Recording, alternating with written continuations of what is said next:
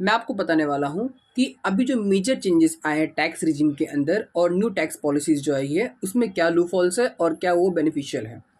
सबसे पहले लेते हैं हम लोग लॉन्ग टर्म कैपिटल गेन्स को। तो as we know long term capital gains क्या होता है, जिनको नहीं पता मैं थोड़ा बता देता हूँ कि कैपिटल गेन्स मतलब देखो, सबसे पहले ये समझो कैपिटल एसेट होता क्या है। कोई भी प्रॉपर्टी हो गया, कोई भी पेंटिंग हो गया, कोई भी ड्राइंग हो गया, या ऐसा कोई भी एंशियंट आर्ट हो गया, या ऐसा किसी भी तरीके से कैपिटल एसेट्स, मतलब ऐसी प्रॉपर्टीज जिनको हम लोगों ने बहुत लंबे समय तक हेल्ड मतलब होल्ड कर रखी है, मतलब मोर देन 1 ईयर होल्ड कर रखी है, उसको हम लोग बोलते हैं कैपिटल्स। जब उसको हम लोग सेल करते हैं और उस पर जब हमें कोई इनकम होता है उसको हम लोग बोलते हैं कैपिटल गेन्स। अभी इस पर पहले तो कोई टैक्स नहीं था, बट बाद में गवर्नमेंट ने 10% टैक्स किया और अभी जाके के 12.5% टैक्स कर दिया। 2.5% का टैक्स इसमें एक्स्ट्रा अब ऐड कर रहे हैं। अभी लॉन्ग टर्म एक होता है लॉन्ग टर्म कैपिटल गेन्स, एक होता है शॉर्ट टर्म कैपिटल गेन्स। तो जो शॉर्ट टर्म कैपिटल गेन्स होता है ना, वो शॉर्ट टर्म कैपिटल गेन्स मतलब अगर कोई प्रॉपर्टी है उसको हम लोग को विद इन ईयर, या कोई शेयर्स हो गया, कोई स्टॉक हो गया, उसको हम लोग कैपिटल गेन्स की मतलब परिभाषा में लाते हैं। तो अगर उसको हम 1 साल के अंदर अंदर सेल करते हैं तो उसको हम लोग बोलते हैं शॉर्ट टर्म कैपिटल। बट अगर मोर देन ईयर होता है तो उसको बोलते हैं लॉन्ग टर्म कैपिटल्स। अभी शॉर्ट टर्म में तो समझ में आता है कि वहाँ पर टैक्स लगना भी चाहिए, लगता भी है। उसके टैक्स लिमिट्स क्या है, तो उसके 3 वेरिएंट्स आते हैं, ठीक है। और सेक्शन 112 एंड 112 ए के अंडर में आता है, एंड 111 ए के अंदर भी आता है। अभी 10, 15, 20%। अभी लॉन्ग टर्म कैपिटल गेन्स का प्रॉब्लम क्या है कि सपोज कोई भी प्रॉपर्टी अगर हम लोग हेल्ड करते हैं, कोई भी असेट्स अगर लंबे समय तक हम लोग हेल्ड करते हैं, तो इसमें हमारा बेनिफिट होता ही है, साथ ही साथ इसमें देश का भी बेनिफिट है। क्योंकि अल्टीमेटली हम लोगों ने उतने समय तक एक पर्टिकुलर असेट्स को होल्ड करके रखा है, और हमने होल्ड करके रखा हुआ है तो देश को कहीं ना कहीं बेनिफिट है इस बात का। अगर हम उसको होल्ड नहीं करेंगे, कोई फॉरेन या कोई अदर पार्टी अगर उसको होल्ड करता है, भी किसी दूसरे कंट्री से आकर के उसको होल्ड करता है, तो उसका बेनिफिट जो होगा मतलब मॉनेटरी टर्म्स में बेनिफिट, उसको वो डिराइव करके लेकर जाएगा। और अगर किसी इंडियन पर्सन ने जो इंडियन ओरिजिन के अंदर है उसने उसको होल्ड करके रखा है, इसका मतलब सारा सारा बेनिफिट हम कंट्री को ही दे रहे हैं अल्टीमेटली। बट उस पर टैक्स रेट बढ़ा करके ये कुछ ठीक नहीं हुआ, बिकॉज अल्टीमेटली आप अगर देखो तो कोई भी प्रॉपर्टी जब परचेज करते हैं तो जिस अमाउंट से हम लोगों ने प्रॉपर्टी परचेज किया उस पर ऑलरेडी ऑलरेडी टैक्स पे कर रखा है। अब उस प्रॉपर्टी को हम लोगों ने more than a year hold करके रखा है, मतलब उस प्रॉपर्टी से related all the risk are included with in themselves.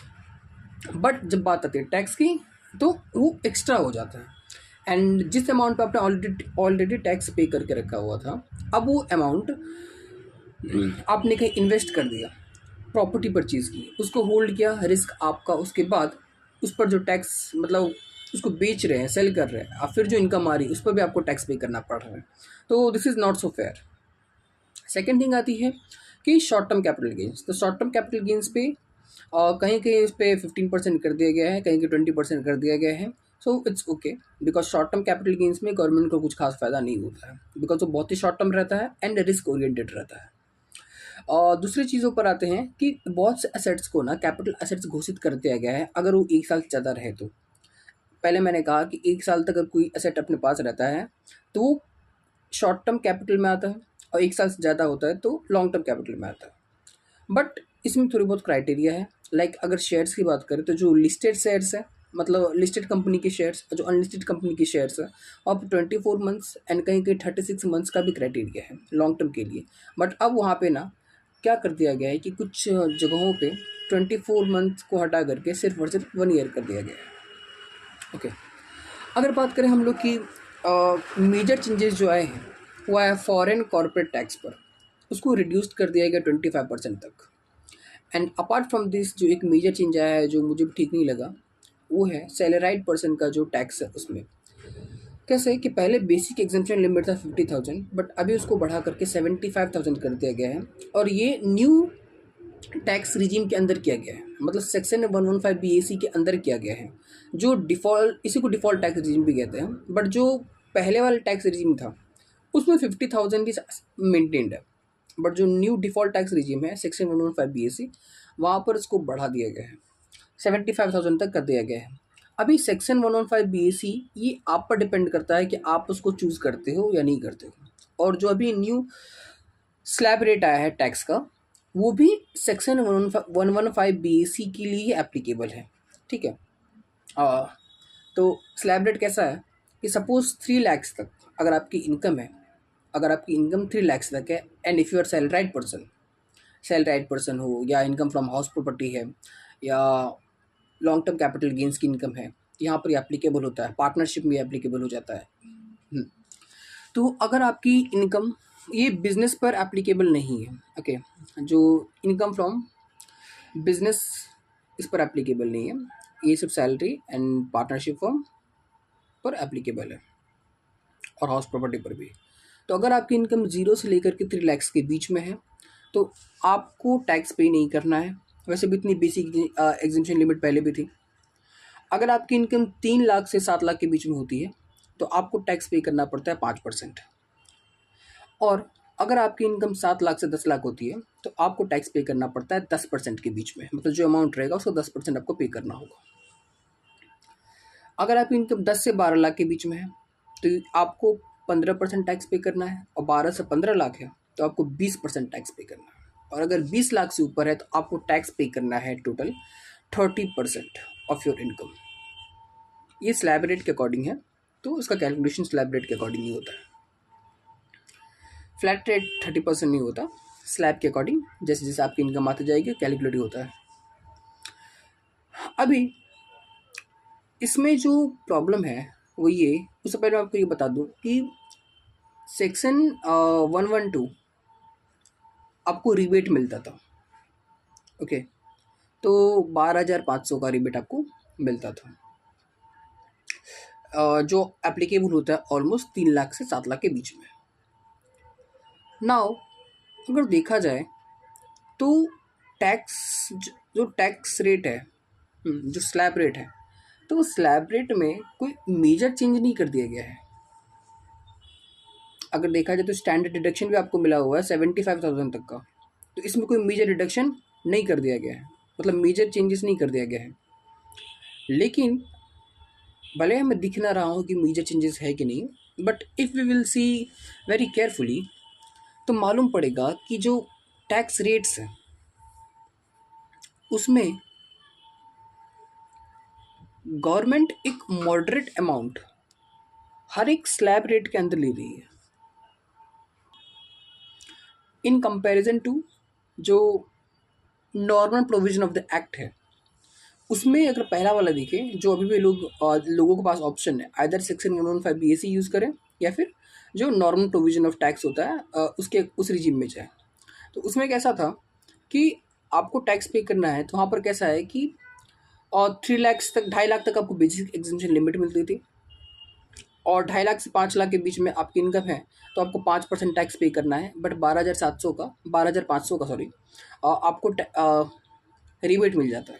तो अल्टीमेटली आपको 5 लाख तक कोई भी टैक्स पे करने की ज़रूरत नहीं थी। फिर 5 लाख से 10 लाख के बीच में जाते हैं तो वहाँ पर 20% इस तरीके से, 5 लाख से 10 लाख के बीच में जाते हैं तो वहाँ पे 10%, फिर 10 लाख से ऊपर जाते हैं तो 20%, एंड 20 लाख से ऊपर जाते 30%, कुछ ऐसा है। बट वहाँ पर जो गवर्नमेंट टैक्स ले रही है वहाँ पर, और स्लैब रेट में ना डिफरेंस है, लेकिन स्लैब ब्लॉक में डिफरेंस बहुत बड़ा है जो कि यहाँ पर नहीं है। क्योंकि यहाँ पर मेन लूफॉल क्या है कि 7 लाख से 10 लाख के बीच में टैक्स लिया जा रहा है, 10 से 12 और 12 से 15। मतलब पहले जिसकी इनकम 10 से 15 के बीच में थी उसको एक स्पेसिफिक रेट ऑफ अमाउंट, मतलब कि 15% टैक्स पे करना है। बट अभी कैसा हो गया, 10 से 12 और 12 से 15 इनके बीच में टैक्स रेट अमाउंट पे करना है। और इसीलिए यहाँ पर जिनकी इनकम, मेन प्रॉब्लम कहाँ पर है कि जहाँ पर जिनकी इनकम, सपोज जिसकी इनकम 12,10,000 है, जिसकी इनकम 12,10,000 है, उसको मेन प्रॉब्लम है। क्योंकि वो अब तक कितना पे कर रहा था, 10 से 12 के बीच में वो अमाउंट कितना पे कर रहा था, 15%। बट 12 से 15 के बीच में उसको पे करना पड़ेगा सीधा 20%। ये मेन प्रॉब्लम है। सेम एज अगर हम देखें तो 7 से 10 के बीच में, अब उसको सपोज किसी की इनकम 3 लाख से लेकर के 7 लाख के बीच में है, मान लेते उसकी इनकम में 6 लाख रुपए, ठीक है, तो अब वो पे कितना कर रहा है, 5%। बट वहीं अगर 7 लाख हो जाती है, 7 लाख मान लीजिए, 7 लाख 1 रुपये हो जाती है, 7 लाख 10 हज़ार हो जाती है, 7.5 लाख हो जाती है, तो तुरंत उसको जो टैक्स रेट अमाउंट पे करना पड़ रहा है वो सीधा 10%। This is the major loophole. So ultimately ये जो न्यू टैक्स पॉलिसीज अभी आई है, ये ठीक भी है और नहीं भी ठीक है। मतलब कहीं कहीं इसका इम्पैक्ट बहुत अच्छा है और कहीं कहीं इसका इम्पैक्ट बहुत बेकार है। बट अगर इसका पर्सपेक्टिव देखें कि जो लोग सैलराइड पर्सन है और जो लोग ट्रेडर्स हैं, वहाँ पर इसको प्रॉब्लमेटिक दिखा गया है, बिकॉज वहाँ पर टैक्स ला करके this is not so fair. Government ने थोड़ा सा गड़बड़ किया। गवर्नमेंट ने ऐसा नहीं कह सकते हैं, वो तो मेजरली जो जिन लोगों ने टैक्स पॉलिसीज़ बनाई है उनको कह सकते हैं, बिकॉज वो आधे आंखें बंद करके टैक्स पॉलिसीज़ बनाए जा रहे हैं कुछ कुछ जगहों पे। सो लेट्स से इसका मेजर इम्पैक्ट क्या हो रहा है, as our finance minister will speak on it and she will clarify कि what was the government perspective and how they will tackle. So let's see, but ये था overall. तो यहाँ पर अगर एक शॉर्ट समरी दूँ तो इस करंट सिनेरियो को देखते हुए जो बेनिफिट्स है, मतलब सपोज किसी की सिर्फ सैलराइड इनकम ही आ रही है तो उसके लिए बेनिफिट है कि वो चुपचाप मुँह उठाए और चले जाए सेक्शन 115 BSE के अंदर। ओल्ड में भी ठीक ही है, उसमें भी कोई प्रॉब्लम की बात नहीं है, बट सेक्शन 115 BSE इस टाइम उसके लिए थोड़ा सा सही है। बट मेक श्योर आपकी इनकम 10 लाख तक ही है ईयरली। 10 लाख से ऊपर जा रही है इनकम, हाँ आपके पास अदर सोर्सेज या चैप्टर 6 का डिडक्शन लेना है आपको, तो आप ओल्ड रिजिम में ही रहिए। ये सैलराइड लोगों के लिए है। और बात रही ट्रेडर्स की, शेयर मार्केट में जो इन्वेस्ट करते हैं उनकी, इन्वेस्टर्स की, तो उन्होंने अपना तरीका ढूंढ लिया है, because there is the many way कि किस तरीके से आप टैक्स को प्लान कर सकते हैं। एंड अगर बात रही बिजनेस ओनर्स की, तो बिजनेस ओनर्स के पास तो देयर आर 1000 वेज कि वो किस तरीके से अपना टैक्स को बचा सकते हैं। सैलराइड वालों का प्रॉब्लम है थोड़ा सा, but you will have to see कि आप किस कैटेगरी में आते हैं, मतलब whether you can claim main deduction under chapter 6 से, तो उसके अकॉर्डिंग आप सोचो। और एक क्राइटेरिया तो मैंने बता ही दिया 10 लाख वाला। Okay, thank you.